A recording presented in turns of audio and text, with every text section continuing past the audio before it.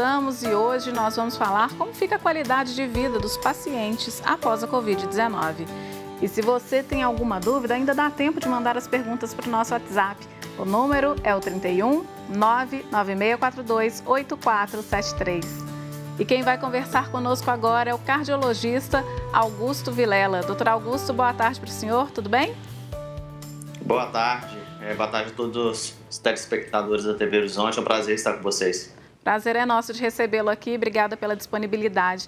Doutor, eu queria saber, as pessoas reclamam muito, né? Quem teve Covid reclamam muito de um cansaço, de uma fadiga. Isso é parte da melhora da doença? Por exemplo, a doença, a fase crítica já passou, mas ela vai se recuperando aos poucos e sentindo esse cansaço ou isso não é normal? Então, a recuperação das pessoas, ela é gradual. Só que o que está acontecendo é que muitas pessoas estão ficando com um tempo maior de sintomas de cansaço, de falta de ar. E isso não é normal. Então, a pessoa que infectou, passou os 14 dias, passou mais 14 dias, ainda está com falta de ar, pode ser que tenham algum acometimento cardiológico da doença. Hoje nós sabemos, vamos comentar aqui no programa, que o Covid, infelizmente, ele pode levar aí a algumas sequelas cardiovasculares. Doutor, e eu vi que existe uma síndrome chamada de síndrome, deixa eu achar aqui, da fadiga crônica. Ela tem a ver com esse cansaço que o paciente sente?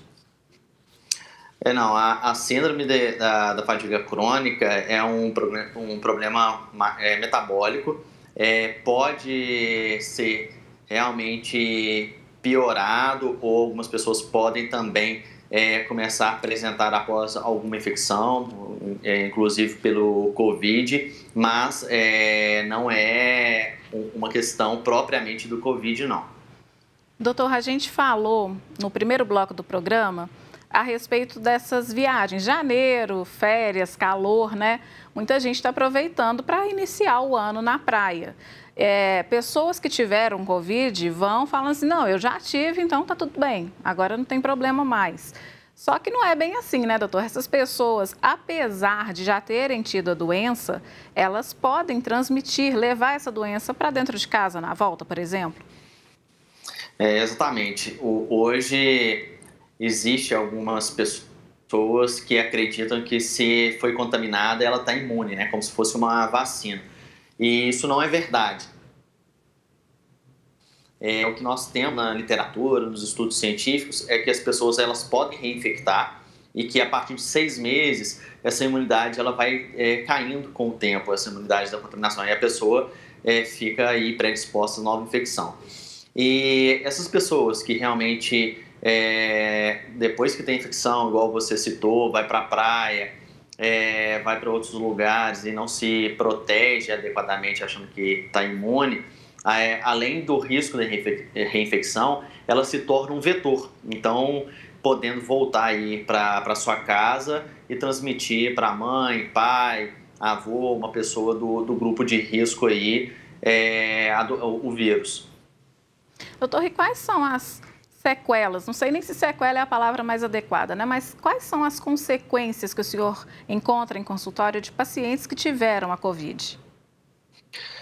Então, o que a gente está vendo no hospital, e depois quando esse paciente ele vai para o consultório, são muitos casos de embolia, trombose e miocardite. Miocardite, ela é uma inflamação no coração, que pode ser causado pelo vírus, o Covid-19, e muitas vezes pode levar uma fraqueza do coração e um quadro de insuficiência cardíaca. Então, aquilo que você comentou no início do programa, pessoas que ficam cansadas, com falta de ar aí, há um tempo maior, pode ser que seja aí uma sequela, uma consequência, como você bem disse, do Covid, uma embolia pulmonar, ou uma miocardite com algum grau de insuficiência cardíaca.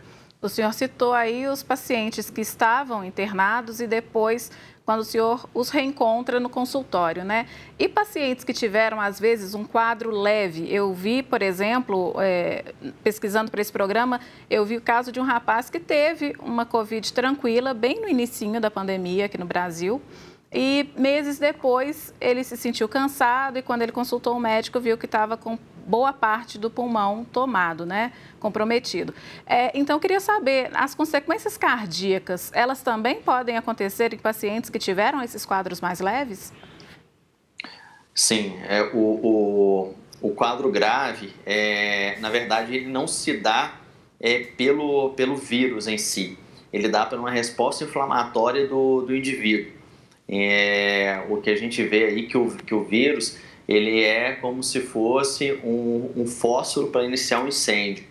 Então, assim, o vírus ele causa uma resposta inflamatória no organismo que acaba levando a esse quadro grave de insuficiência respiratória e depois acarretando as outras consequências. Uma vez que esse paciente está contaminado com o vírus, independente se o quadro dele ele é leve ou ele é grave, os riscos de complicações eles são os mesmos, porque a complicação ela é ocasionada pela infecção viral. A gravidade do paciente é a resposta inflamatória que esse paciente adquire, mas o paciente que teve uma doença leve, uma contaminação leve, esse paciente ele precisa fazer pelo menos uma avaliação para poder realmente ver se está tudo bem, a parte pulmonar, cardiovascular. Pois é, bem importante. Essa avaliação, doutor, ela deve ser feita por qual especialista? Eu pergunto isso porque, assim, a pessoa tem o quadro da Covid, muitas vezes tem a consulta com o infectologista, mas depois, com a possibilidade dessas sequelas, qual especialista seria mais indicado? O que hoje nós estamos vendo as consequências, os mais indicados são o cardiologista e o pneumologista. O pneumologista porque algumas pessoas estão tendo uma piora da sua função pulmonar, mesmo após a resolução do quadro do Covid-19. E o cardiologista, pelo tropismo, ou seja, pela capacidade desse vírus causar uma alteração no sistema cardiovascular dessa pessoa, como nós citamos anteriormente, os casos de trombose, embolia, miocardite, insuficiência cardíaca.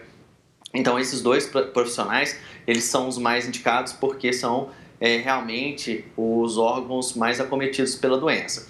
Também temos alguns casos de doença, de algumas sequelas neurológicas.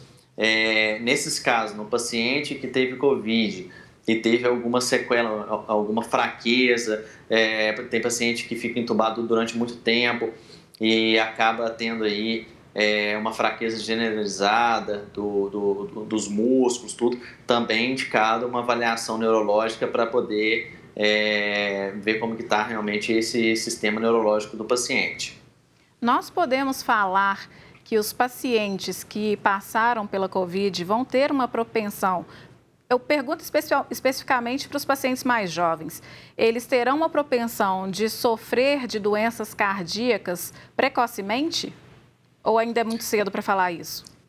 Isso ainda é muito cedo. É uma doença nova. A gente não sabe ainda a médio e longo prazo o que isso vai trazer, né? Então, isso ainda são capítulos aí que vão vir na literatura, na ciência, o que isso pode ocasionar a médio e longo prazo, né? Então, assim, igual quando teve o Zika, né? O paciente, ele ficou aí longos anos, até tem paciente que fica anos aí com dores articulares muito, muito fortes, importantes, até incapacitantes. Então, a gente não sabe a médio, a longo prazo, o que vai ocasionar essa doença. Se realmente esses pacientes vão ser um paciente de grupo de risco cardiovascular ou se realmente será como uma gripe, o paciente realmente ele recupera e não tem mais nenhum tipo de risco do sistema cardiopulmonar. Doutor, e como fica a situação hoje, sabendo que Belo Horizonte tem uma alta ocupação de leitos e uma taxa de transmissão da doença também bem considerável? Como que está a situação hoje dentro dos hospitais, para os profissionais? O que o senhor tem visto? Eu, falando em nome de todos os profissionais da área de saúde, médicos, enfermeiros, fisioterapeutas, né, todos os profissionais que estão nos hospitais, eu posso falar que nós estamos esgotados, emocionalmente principalmente, porque hoje a gente está colhendo, infelizmente, o fruto de aglomerações no final de ano, confraternizações, e a nossa carga hospitalar em Belo Horizonte, ela já está no limite. Então, isso é triste, né? É claro que não estamos que nem Manaus, né? com risco de falta de oxigênio, mas a ocupação tanto de enfermaria quanto de CTI, nossa, já está aí beirando a casa dos 90%.